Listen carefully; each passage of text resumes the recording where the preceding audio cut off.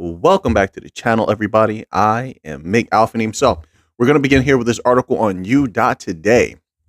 It is titled, Ripple Attracting Institutional Investors in Dubai. This is not a surprise to me or anybody who knows about the absolute domination of Ripple in the MENA region. But let's read this little tidbit here, and it begins as such. Ripple attracting institutional investors in Dubai. Sologenic report.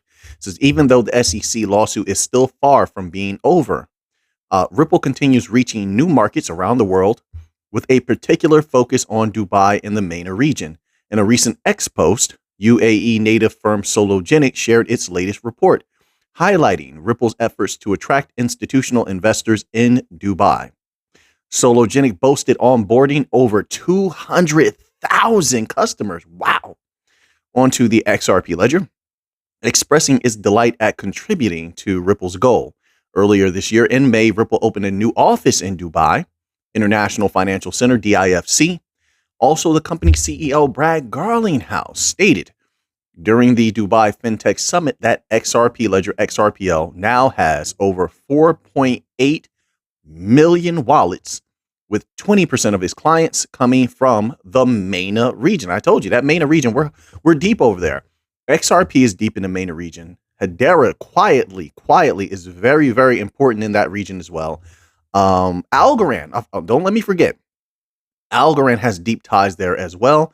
And then last, but certainly not least, of the bank coins that I know of that are deep in the MENA region, trying to tap into those trillions over there, Quant. Quant was running some kind of infrastructures. Things have been very quiet on that front. But here's the thing. Quant never stops working. They were a part of a very important, it was like a panel or something like that of like financial institutions, like a panel, or it was like an infrastructure panel, right, for building. So Quant is deep over there as well, is what I'm saying. You can look all of this stuff up, okay? So now, that's really good news. Look, I looked at the charts right before I got online. I saw everything is very, very red.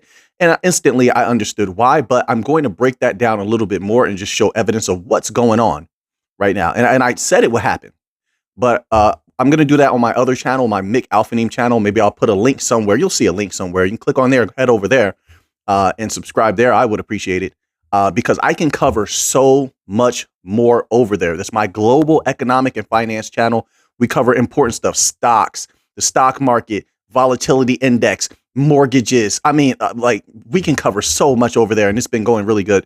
So head over there. I'm going to break that down for you. You'll understand clearly that, and it's not going to last forever. That's another thing. So there's no reason. I saw a lot of doom and gloom articles. There's no reason to fear. It's just a matter of patience and there's nothing anyone can do about it. Once again, I'll explain that once we get over there. Okay. So now let's move on to this article here. This article is from the cryptopotato.com. And it is titled Important Ripple Developments, New XRP Price Predictions. Oh, I didn't know they had a price prediction in this one. I always like to read price predictions. I do. I love them. So let's start here. It says, the most recent updates surrounding Ripple include the constant developments of the lawsuit between the crypto company and the United States SEC and the departure of one of the firm's key executives. This happens to all the big companies. No different here. The blockchain enterprise secured another landmark victory in the legal battle last week when the federal judge Torres, the Honorable Annalisa Torres, dismissed the regulator's wishes to appeal the July ruling that we know about. Let's skip that. She also set April 23rd, 2024. Now, that is important. We have to get past this SEC blockade. And when we do, oh man, when we do, it'll be a glorious day. I'm telling you, glorious day. We have a company here that is extremely hungry to take over, dominate, and expand. And I believe every bit of it. The day that lawsuit is over, we're off to the races. We're off to the races, and it's going to be big time period. It says, but anyway, April 23rd, 2024, as a date for the grand trial between the two entities. The final outcome of the case seems of critical importance for the entire cryptocurrency industry, as it might lead to the establishment of comprehensive rules. Multiple analysts and lawyers have argued that Ripple is poised to emerge victorious. And that's key. See, I've been saying the same thing, but I'm going by all the established lawyers from Harvard Law, from to John Deaton, to Stuart Alderite, all the top, Jeremy Hogan have leaned towards Ripple is going to dominate the SEC. I lean towards, not a guarantee. Dominate the SEC. We have every step of the way, And what was that other? There was a legal firm that came out. I can't remember who. It was a prestigious one. It was maybe about 2 months ago. We read that article, and they were saying that most likely Ripple would come out on top. So, hey, look, anything can happen, but as of right now, things look good. Let's hope that in 2024 we have to get past this, folks. We have to really, really play. So there's nothing we can do about the timeline except hope that everything continues to go well, But other than this one little aspect, everything else has been accelerating so fast. I'm gonna have to release another members only video. I don't know if I'm gonna be able to get it done tonight. It's either tonight or tomorrow. And it's another potent one. Are you seeing what's happening? I know you see. I know. You guys are great out there. It says here, despite having the upper hand in the dispute, Ripple lost its chief financial officer, Christina Campbell, who departed the firm after 2.5 years at the helm. Upon resigning, she expressed gratitude to the blockchain enterprise and her former colleagues, and all the best to Christina Campbell. May this individual have a very bright future and find all the successes that should come to that individual. It says, where is XRP headed? Now we get to a little bit of the price prediction. It always gets me excited. I love this stuff. It says, trying to predict the future valuation of Ripple's native token has been a challenging task for numerous analysts. One such person using the X Twitter handle eGrag, one of our favorite people, shout out to eGrag. eGrag Crypto recently assumed that XRP might experience a so-called, quote, God's candle, unquote. Oh, we read that article. So at the beginning of 2024 and rise to as high as $1.12. I'll take it. I like it. Should it overcome some resistance levels? I am, once again, firm believer that we need something firm, a firm catalyst. And when that happens, sure, $1.12 easy, $1.40 easy.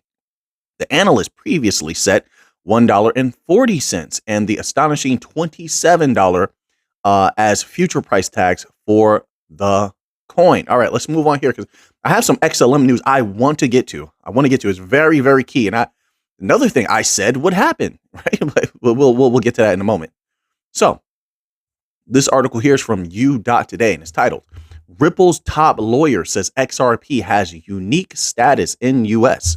It says here, in a recent CNBC interview, Stuart Alderite, Ripple's top lawyer, stressed the cryptocurrency's distinct status in the U.S., emphasizing its unique classification as a non-security following a court ruling. It says in a recent CNBC interview, do they reiterate the same thing here? It says notably, Ripple scored partial victory that we know.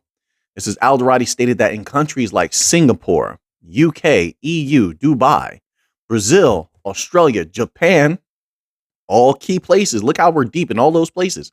There exists a rational regulatory framework encouraging innovation while ensuring rigorous regulations are met. However, the U.S. seems to be caught in the crossfire of politics and power. Yes, that 100%. The U.S. is in big trouble in more ways than one.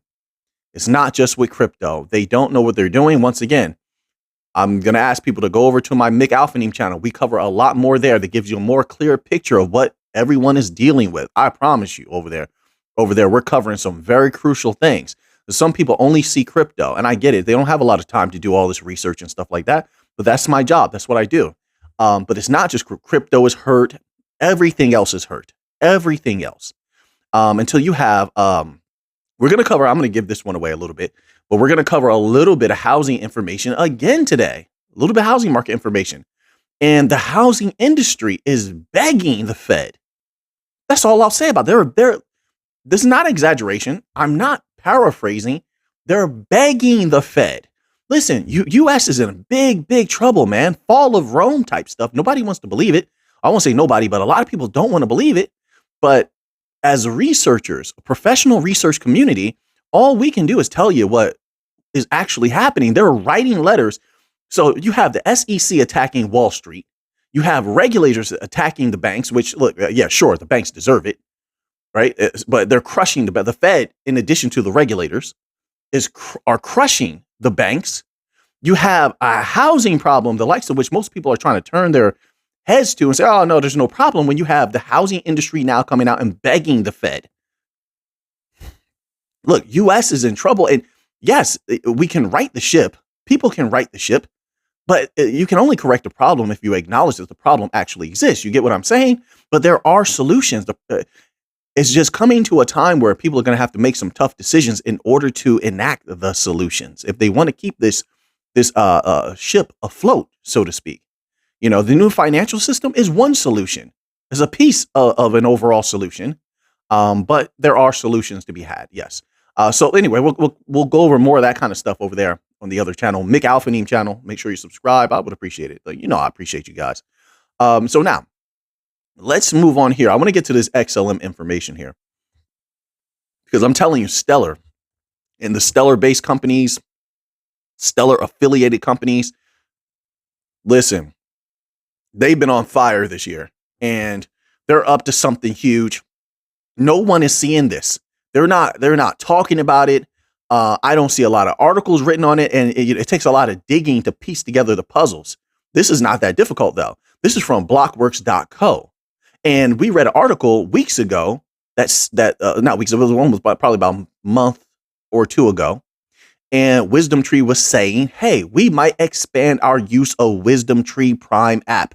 Wisdom Tree Prime app is built on Stellar.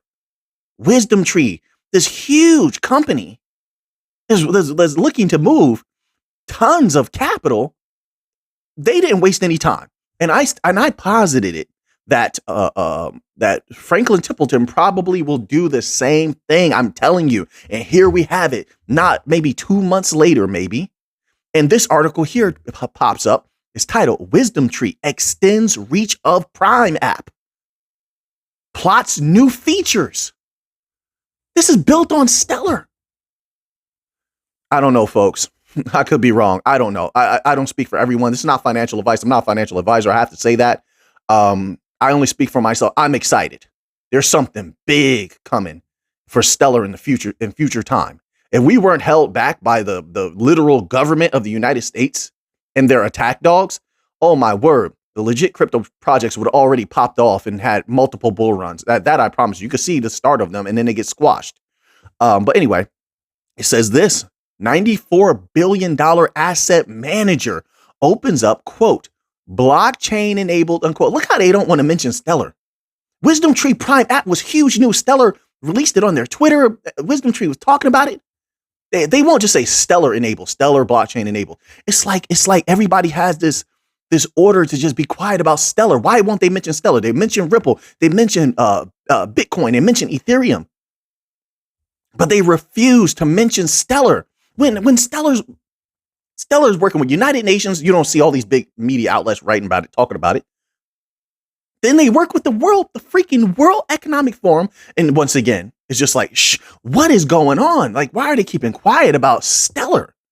This is nuts. XLM. That's my interest in Stellar. XLM is my interest. But let me keep reading this here. I get a little excited when I talk about Stellar. My apologies, everyone. It says manager opens up, quote, blockchain enabled, unquote, consumer app to 11 more states as it plans more features like debit card connectivity. Look at what's going on. The future is right here.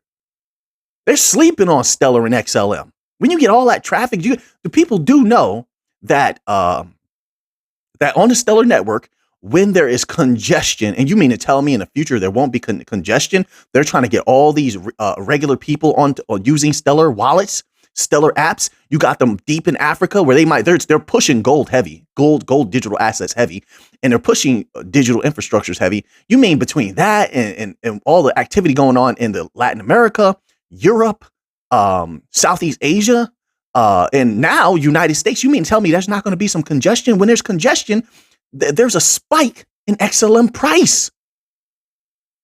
You can read it for yourself on stellar.org. Let's read this little tidbit here. It says a fund group that manages $94 billion in assets is prepping new features for his, quote, blockchain enabled, unquote, consumer app. Yeah, that's on Stellar. Geez, just say it. The Wisdom Tree Prime app went live in 21 states in July, with executives saying at the time that the firm would look, this is what we read before, will look to expand the product's reach and capabilities in the coming months, which also implicates what? It indicates what? Not implicates. Indicates what? That they were satisfied with the Stellar-based built app. They were satisfied with it, which means that that's going to serve as a sort of a sign to other companies that, hey, it's great over here on Stellar. It's great to build on this blockchain, and that could bring more of them in. It says the app is now available in 11 more states: Alaska, Arkansas, Florida, Mississippi, Nebraska, New Mexico, North Dakota, South Carolina, Vermont, and West Virginia. They're cooking. They're on fire. A Wisdom Tree spokesperson told Blockworks Wednesday. The New York-based company is navigating the different regulatory regimes of the remaining states. So see, that's always the holdup, is trying to get past all of this over-regulation. They've over-regulated everything. It's quite disgusting, and it holds back advancement. So it's like, yeah, sure, you can deploy, but how long until everybody's up and using it? That's just one thing to deploy something. It's another thing to get people to be able to use it and to be able to use it legally, getting past all these regulations. But anyway, it says that they're navigating it, so things must be going very well. It says navigating the different regulatory regimes of the remaining states, according to Will Peck, Wisdom Tree's head of digital assets. The hope is for Wisdom Tree Prime to be available to, quote, the vast majority of the U.S. population. You mean to tell me this is not a back door for Stellar? I told people they were trying to sneak in the back door. I told them they didn't see the writing on the wall. Stellar, and they did it through Wisdom Tree. Oh, you sneaky Stellar. Do it. I like it. Be sneaky. As long as you bring that traffic to the chain, I'm all for it. This is a backdoor, a Trojan horse if I've ever seen one. Sneller. Stellar has snuck its way into the U.S. legally through Wisdom. And I say that not because Stellar should have a problem, but, this psycho SEC, tries to go after everyone. Even we're looking at Bitcoin sideways for a minute, That's why I say that. So through Wisdom Tree, they'll have no problem at all. None. You don't see any, do you? All right. That's what I'm talking about. Am I being eloquent? I don't know. I hope I'm making sense. I have so many thoughts. The vast majority of the U.S. population, let's go. If there were ever a time to say, let's go, it's now. By the way, we've been on fire over here with the Stellar news, in my humble opinion. We've been digging up some good stuff, in my humble opinion. It says Wisdom Tree Prime offers 9 digital funds with share ownership records kept on Stellar or Ethereum blockchain. Yeah, Ether's in there, as well as dollar and gold tokens. Message: gold tokens. Somebody please tell me that it's you. Just tell me it's a coincidence. Tell me that. I'd hear it. I wouldn't believe it. But why is Stellar deep in everything and everywhere that they're trying to promote gold tokens? You think that that's a mistake? They didn't know. They're just deep in Africa where there's gold, and they tried to tokenize it. Not try, they did. They're just deep in certain Latin American countries where they tried to tokenize commodities, not gold, because some of those countries were trying to token. They not tried. They did experiment with tokenizing oil. You mean to tell me Stellar doesn't know about all that tokenization of these commodities that are worth trillions of dollars that could flow across their chain? Of course they are. They want to win. Let me move on, folks. I have some more articles here, and I get too fired up talking about XLM. So let me move on here. 2 things get me fired up: XRP and XLM. I'm gonna tell you right now, man, they are the future. Whenever it happens, but they are the future. So now, this article here is from U.Today, and it's about Cardano. It's titled Cardano Top Wallet Gets Major Upgrade with New Release. Did you notice all of these wallets lately, all at the same time, have been upgrading? Interesting. With 2024 gearing up to be such a major year, if you haven't seen it yet, like I said, I just put out, I think it was yesterday, another members only video. It was either yesterday or the day before. Check that one out. Oh my word, everything is things are happening. So it says here, Cardano lightweight Web3 wallet. They're all getting their wallets ready because they know mass adoption is around the corner. Nothing can stop it. There's been delays, but it can't be stopped. And when that capital flows, they want all of that money to flow through their wallet. Stellar, any XRPL based wallet, Zoom wallet, Cardano. And when that happens, because the banks are crumbling, more of them will fall. That's a guarantee. They're going to fall. And when they do, people will trust them even less. Bank trust is at an all-time low, according to the professionals. And so a lot of them will go towards wallets like this. These wallets and gold wallets, I think, will be the big winners. And when that happens, ooh, Nelly, it will change the game as far as how money is moved. The trust is at an all-time low in legacy systems. But let's keep going. This is the Lace team excitedly announces the launch of the 1.6 version, which brings improvements and gives users more control over multi-staking. It says here, it should be recalled that in September, the multi-staking feature was introduced through the 1.5 release. Lace's multi-delegation or multi-staking feature allows users to distribute their ADA stake over several pools. The feature allows stake delegation to up to 5 stake pools from a single account in its initial stage. Wow, okay. Users can now stake as much or as little as they choose in each of the 5 stake pools in their multi-staking selection with the new 1.6 release. All right, so that's interesting information. And I'll tell you another thing a lot of people forget is that with the possibility of some of these assets skyrocketing in the future, what a lot of people are holding tight to is the idea that even though we're going through a hard time, and if this is going to continue as far as the fall of the Western financial system, really all the Western systems as a whole, the world as you know it is changing, right? Is that if these things skyrocket, that those people who become the new 1% will never have to worry again. While everyone else is struggling, those people will never have to worry again. They'll be sitting comfortably if they make wise decisions. If these things were to happen, once again, not financial advice, but I'm just telling you, this is why a lot of people are very, excited about the opportunity that is being presented here. And I'll say, I get it. I 100% get it. People tell me that all the time. That's why it's on my mind, right? But I get it because right now there is a dark, dark period. We're in a depression. All the data points to it. M2 money charts point to it. The yield curve inverted. I mean, what more evidence do people need? People are getting laid off left and right. Stores are getting closed. So there's the idea of a 2-tier society is happening right before everyone's eyes or has already occurred. And we're just looking at the specter of what used to be. And I say that because the middle class is getting crushed. There is no new middle class being generated right now because they can't afford housing right now. They can't afford housing. These people are getting out of college and moving back home with mommy and daddy. They're getting out of college and they're struggling to even find apartments, and that's, I've just never seen that before. Once again, you may say, well, Mick, I don't agree with that. And I can respect that if you don't agree with that. Like I said, on the other channel, I'm about to actually go over some actual documents, actual articles that prove what I'm saying. And if you watch the video from yesterday on the Mick Alphanim channel, that document proved it. It says that you had to make like up to 55% more than at a certain time period in order for housing to be affordable. I mean, I'm probably not saying that as eloquently as the article put it, but you can get that article over on the other channel. So with that being kept in mind, this is nothing. I mean, this is definitely a depression. Nothing like I've ever seen before. And people better get ready for a rough ride. And it extends way beyond crypto. I think a lot of people, they think only crypto's having a rough go of it. But if you're a researcher and an economist, sort of, that's like the field that I'm in. So I look at global economics a lot and just, oh my word, let me tell you, everywhere is going through this tough time right now.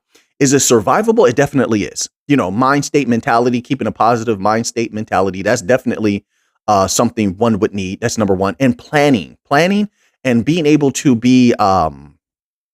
conserve like capital and not splurge, understanding that the times are changing and not splurging so much, but anyway, so this is how I'm looking at things. But so this is one of the reasons that the bank coins are so enticing. Utility coins, I'll say too. Let me just throw all the utility coins in together because those projects, I believe, not financial advice again, but those projects I think have the greatest propensity to not only skyrocket, right, but to be stable at high prices, just like a lot of stocks, just like a lot of commodities. All right. So we're going to close out with this one here. Okay. Man, let me tell you, I greatly appreciate you all being here. We're going to go out with a little bit of gold news. Thank you so much for being here, man. Watching, spending some time with Alpha Neem. I appreciate you.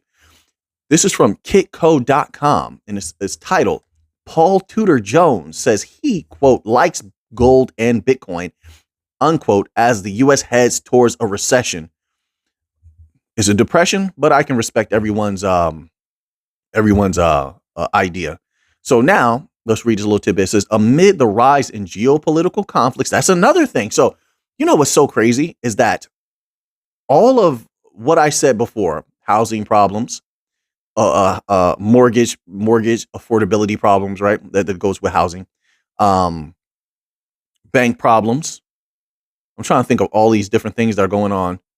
Bank problems, affordability of living just outright, skyrocketing food prices. Gas is questionable because they were able to, this is what they claim, adjust a little bit of the gas prices because they allegedly, had an excess of storage for now. How fast that runs out, that's another question, because OPEC Plus has not adjusted their output as of now. They said they're going to keep cutting as of now, or like hold steady with the cuts. So that's questionable for how long they can maintain that, right?